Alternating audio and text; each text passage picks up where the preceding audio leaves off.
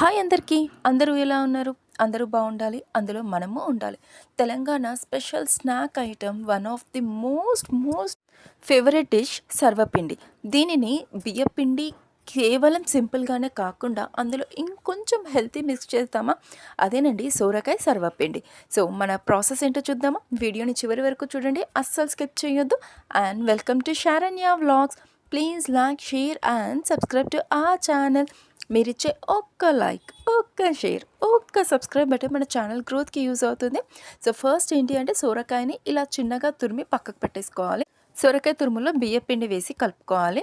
కానీ దీనికంటే ముందు ఫస్ట్ ఒక చిన్న కడాయి తీసుకొని అందులో పల్లీలని చక్కగా వేయించుకోవాలి. మీరు ఎంత ఇష్టంగా తింటారో అన్ని ఎక్కువగా పల్లీలు కూడా వేసుకోవచ్చు.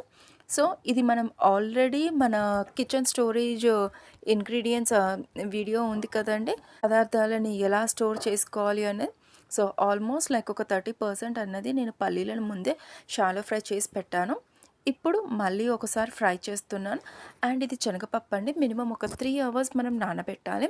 సో ఆ నానబెట్టిన శనగపప్పుని ఈ సోరకాయ అండ్ బియ్యం పిండి తురుము ఉంది కదా, సోరకాయ తురుము, బియ్యం పిండి, అందులో శనగపప్పు కూడా వేసాము. ఇది నానబెట్టిన శనగపప్పు. అండ్ మనం టేస్ట్ కోసం అల్లం వెల్లుల్లి పేస్ట్ వేసాము. శనగపప్పును నానబెడితే అది సూపర్గా తొందరగా మనకి తినడానికి వస్తుంది.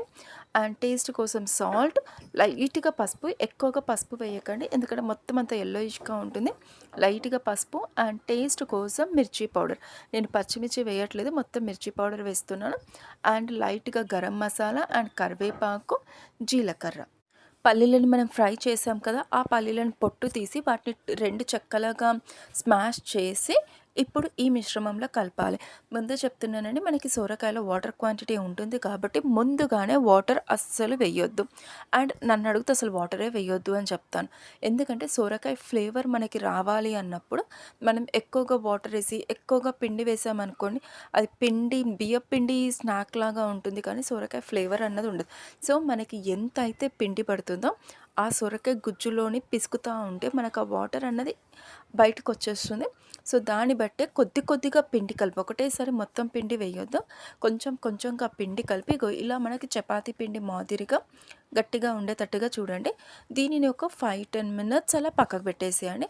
అండ్ ఇప్పుడు ఒక చపాతీ ప్యాన్ కానీ లేకపోతే నాన్ స్టిక్ ప్యాన్ కానీ తీసుకొని దాని మీద కొంచెం ఆయిల్ వేసేయండి. కొంచెం కాదండి, ఈ ప్రాసెస్కి ఎక్కువనే ఆయిల్ పడుతుంది. డైట్లో ఉన్న వాళ్ళు కూడా దీన్ని తినొచ్చు, హెల్త్కి చాలా మంచిది. ఒక చపాతీ ముద్ద సైజ్ అంత తీసుకొని ఆ పెనం మీదనే గట్టిగా ఒత్తేసుకోవాలి. చపాతీ సైజ్ వచ్చేంతగా ఒత్తేసుకొని అండ్ మధ్యలో హోల్స్ పెట్టాలి. ఎందుకంటే లోపల నుంచి ఈవెన్గా చపాతీ మొత్తం కుక్ అవుతుంది. సో అలా హోల్స్ పెట్టి ఆ హోల్స్ లోపల మనం ఆయిల్ పెట్టామనుకోండి, కింద మాడకుండా అండ్ ప్రతి ఒక్క ప్లేస్లో కూడా ఈవెన్గా కుక్ అవుతుంది. దీనిని మనము లో ఫ్లేమ్ మీద ఆర్ మీడియం ఫ్లేమ్ మీదనే చేయాలి. అండ్ మూత పెట్టేసేయాలి అండి. ఇది మినిమం ఒక 5 నుంచి 10 మినిట్స్ ఆఫ్ టైం పడుతుంది. బట్ జాగ్రత్త, మాడకుండా అన్నది చూసుకోవాలి. సొరకాయలో నీటి శాతం ఎక్కువగా ఉంటుంది కాబట్టి డైజెషన్ ప్రాసెస్ చాలా ఈజీ చేస్తుంది. తక్కువ క్యాలరీస్, ఎక్కువ పోషకాలు ఉంటుంది కాబట్టి బరువు తగ్గించుకోవాలి అనుకునే వాళ్ళకి ఇది బెస్ట్ ఐటమ్ అని చెప్పొచ్చు. ప్రాసెస్ని మళ్ళీ ఒకసారి రిపీట్ చేస్తున్నాను. ప్యాన్ మీద ఫస్ట్ ఆయిల్ వేసి చక్కగా ప్యాన్ మొత్తం ఆయిల్ అంటుకునేటట్టుగా చూడాలి. తర్వాత ఒక చపాతీ సైజ్ అంత పిండి తీసుకొని దాన్ని ఇలా సన్నగా ఒత్తుకొని అండ్ మనకి పైనుంచి కొంచెం ఆయిల్ వేస్తే అది ఈవెన్గా స్ప్రెడ్ అవుతుంది. అండ్ మధ్యలో హోల్స్ అన్నవి పెట్టాలండి. పెట్టి దానిపైన కొంచెం ఆయిల్, దీనికి ఆయిల్ ఎక్కువనే పడుతుంది బట్ టేస్ట్ మాత్రం సూపర్గా ఉంటుంది. అండ్ ఇందులో అన్నీ కూడా హెల్త్కి యూజ్ అయ్యేవే. సొరకాయ కానీ, బియ్యం పిండి కానీ, పల్లీలు, పప్పు గురించి అయితే చెప్పాల్సిన అవసరమే లేదు. సొరకాయలో ఉన్న విటమిన్ సి చర్మానికి కాంతినిస్తుంది. ఇందులో ఫైబర్ ఎక్కువగా ఉండడం వల్ల కొలెస్ట్రాల్ని కూడా తగ్గిస్తుంది. అండ్ ఇలా మనం హోల్స్ పెట్టాం కదండి, మనం తీసుకున్న ఆ రొట్టె ఏ సైజ్ అయితే ఉంటుందో దానికి తగ్గట్టుగా హోల్స్ పెట్టుకోవాలి. ఎక్కువగానే హోల్స్ పెట్టుకోండి. అండ్ హోల్స్లలో కూడా ఆయిల్ వేసి లో ఫ్లేమ్ ఆర్ మీడియం ఫ్లేమ్ పెట్టి మూత పెట్టేసేయాలి. ఇది కుక్ అవ్వడానికి ఒక 5-10 మినిట్స్ పడుతుంది. బట్ చాలా అంటే చాలా టేస్టీగా ఉంటుంది. ఇది టమాటా పచ్చళ్ళలో కానీ లేకపోతే అలాగే డైరెక్ట్ స్నాక్లో కానీ పెరుగులో కూడా తినేయచ్చు. అండ్ మన వీడియోని చూస్తున్న మీ అందరికీ చాలా థ్యాంక్స్ అండి.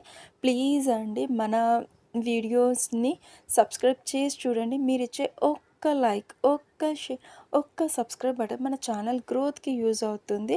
సో, ప్లీజ్ అండి సబ్స్క్రైబ్ చేసి మన ఛానల్‌ని చూడండి. ఇంకా ముందు ముందు చాలా మంచి మంచి వీడియోస్ రాబోతున్నాయి. సో, ప్లీజ్ అండి ఒక్క లైక్, ఒక్క షేర్, ఒక్క సబ్స్క్రైబ్ బటన్. సో, మీకు ఇందాక చెప్పాను కదా! ఒక పాన్ మీద పెట్టాను. ఇప్పుడు ప్యారలెల్‌గా ఇంకొక పాన్ మీద కూడా నేను పెడుతున్నాను. సో, ఆల్రెడీ ఆయిల్ పెట్టి దాన్ని మొత్తం పాన్ ఏ సైజ్ అయితే ఉందో ఆ సైజ్‌కి చేశాను. ఇది నాన్ స్టిక్ పాన్. నన్నడిగితే బెటర్ నాన్ స్టిక్ పాన్‌లోనే మీరు చేసేసుకోండి. ఎందుకంటే మనకి తీయడానికి చాలా ఈజీ అవుతుంది. అండ్ మీకు ఎన్ని వీలైతే అన్ని హోల్స్ ఎక్కువగానే పెట్టుకోండి. ఎందుకంటే హోల్స్ పెట్టుకోవడం వల్ల అందులో మనం ఆయిల్ వేస్తాము. అండ్ ఆ హోల్‌లో నుంచి సరౌండింగ్ పార్ట్ అన్నది ఈక్వల్‌గా కుక్ అవుతుంది. సో దట్ ఏంటి అంటే మనకు మాడినట్టు కానీ అండ్ ఇంకొకటి సరిగ్గా ఉడకకపోవడం కానీ ఉండదు. అండ్ ఇది ఇంకొకటి ఏంటి అంటే మరీ మందంగా పెట్టుకోకండి అండ్ మరీ పలచగా పెట్టుకోకండి. మీడియం అంటే మీడియం సైజులో పెట్టుకోండి. అది మనకి తెలిసిపోతుంది. లైక్ చపాతీ ఉంటుంది కదా! చపాతీ కంటే కొంచెం లావుగా ఉండాలి. చూడండి మళ్ళీ నేను పైనుంచి కూడా ఆయిల్ పెట్టాను. ఇది ఐరన్ కడాయి మీద పెట్టానండి. త్వరగా కుక్ అయింది. కాకపోతే ఒక్కటి ఏంటి అంటే కొంచెం అంటుకున్నట్టయింది. అండ్ నాన్ స్టిక్ పాన్ మీద మాత్రం నాకు తీసిన వెంటనే వచ్చేసింది. చూడండి పక్కన ప్లేట్ కూడా తీశాను. సో, నాన్ స్టిక్ పాన్ ఏంటి అంటే కొంచెం స్లో అవుతుంది కుక్ అవ్వడానికి. బట్ ఇది నేను డిస్టర్బ్ చేయంగానే వెంటనే వచ్చేస్తుంది. చూడండి మనకి సొరకాయ సర్వపిండి అన్నది కంప్లీట్‌గా కుక్ అయిపోయింది. దీనిని రివర్స్ చేసేసి ఒక 2 మినిట్స్ అలా మనము పెట్టేసినా అయిపోతుంది. చూడండి నాన్ స్టిక్ పాన్ ఉంది. మీరు భయపడొద్దు, నన్ను భయపెట్టొద్దు. ఇదేమీ మాడలేదండి. కుక్ అవ్వింది. ఎందుకంటే మనము సర్వపిండి అన్నది కొంచెము మందంగా పెట్టాము. సో, ఏంటి అంటే మనము నార్మల్ అచ్చేతట్టుగా ఉంటే కొంచెం పిండి పిండి పచ్చిదనం అన్నది ఉంటది. ఇలా బ్లాకిష్ ఫ్రై అయిందనుకోండి. సో దట్ ఏంటంటే క్రంచీ క్రంచీ అవుతుంది. అండ్ ఇందులో నేను లైట్‌గా ఆయిల్ వేసి ఒక్క 2-5 మినిట్స్ పెట్టాను. సో దట్ కంప్లీట్‌గా ఈవెన్‌గా కుక్ అయిపోయింది. చూడండి ఒకటి ఆల్రెడీ చేసేసాను. అండ్ ఇంకొకటి కూడా చూడండి ఎక్కడ కూడా మనకి డిస్టర్బ్ అవ్వలేదు. మనం ఎలా అయితే రొట్టె చేసామో అదే విధంగా వచ్చింది.